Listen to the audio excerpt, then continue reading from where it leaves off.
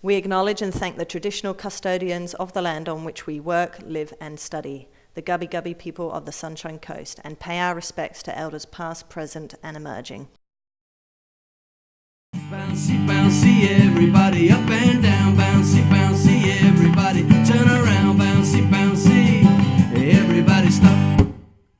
Bouncing is a fundamental motor skill that requires mastery to successfully play basketball, tennis and handball.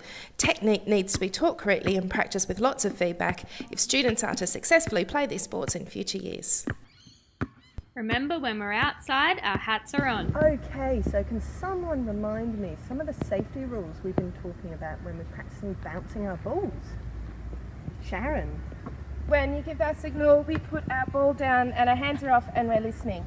Fantastic. So the ball's down, hands off equipment, and you're listening.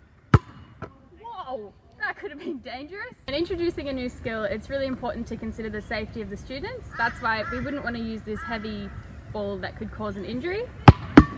Instead, we use these nice light ones that won't hurt anyone if they get hit. Alana, I love the way you've got your ball down and I can see that you're listening and watching me. We're going to practice some bouncing. So watch me first. I'm bouncing at waist height and see how I'm bouncing with my fingers, not with the palm of my hand. So let's everybody put up the hand that you write with. Excellent. Now this is your dominant hand. Your dominant hand is what we're going to start with. And then when I say switch, you'll switch to your non-dominant hand. So watch me, dominant hand, switch, and I switch while I'm still bouncing.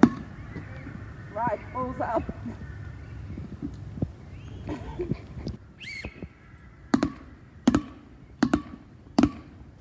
Practicing a skill with your non-dominant hand allows for ambidextrous mastery, putting both sides of the brain to work. Switch to your non-dominant hand. It's a little bit harder, isn't it?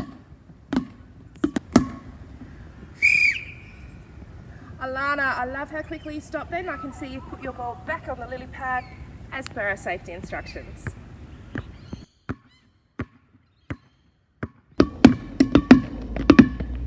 Great bouncing and control, Alana. Thanks, Miss. Here, Mrs. White is providing positive feedback verbally and non-verbally to Alana. We're controlling our ball. We're holding it at waist height. She is also using Alana to model bouncing skills for Sharon, who is struggling with bouncing at waist height. Mrs. White's feedback is concise, specific, supportive, and focuses on no more than 3 components. Have a go again. That's it. Can you feel there's much more control there? The fingers are on the ball. Okay, you've all done a great job over the last few lessons practicing with our soft balls, and I can see you've almost mastered bouncing. So we're going to move on to a proper basketball today. But before we do that, we need to think about what the differences are between the balls and how that might change the way you bounce. So you're going to pair up, you'll have a basketball each and a softball each. Think about what might change when you bounce the green basketball versus our softball. Up and down, bouncy, bouncy, everybody turn around. Bouncy, bouncy, everybody stop. Okay, Tegan and Alana, you've both had a go at exploring the softball and the basketball. What differences did you notice? This ball's a lot heavier than that one. Okay, what else? And this one's softer, that one's harder, I think. Think it's harder? Yes. So, anything else that you wanted to observe? Well, I know that this one doesn't hurt me when I get hit with it, whereas I think that one might. It would, so that's why we started with our softballs. Now, we still want to bounce our basketball at waist height like we were before. So what do you think you'll need to change to be able to do that? I'm going to have to use more energy and push harder to get it to bounce up. Think you'll need to push harder? Why is that? Because it's heavier to bounce. Excellent, all right, well, let's have a go.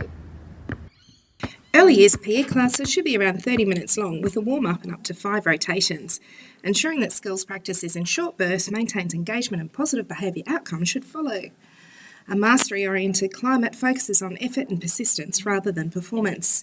Given the importance of fundamental motor skills, we've chosen mastery-motivated tasks, which research shows will encourage persistence, motivation and engagement. Our rotations include extension tasks so that children who have mastered their basic skills continue to be challenged. Don't forget, pat bouncing is a fundamental motor skill required for a love of basketball, handball and tennis. It is our responsibility to facilitate this mastery. So get Bouncing! Bouncy, bouncy, everybody.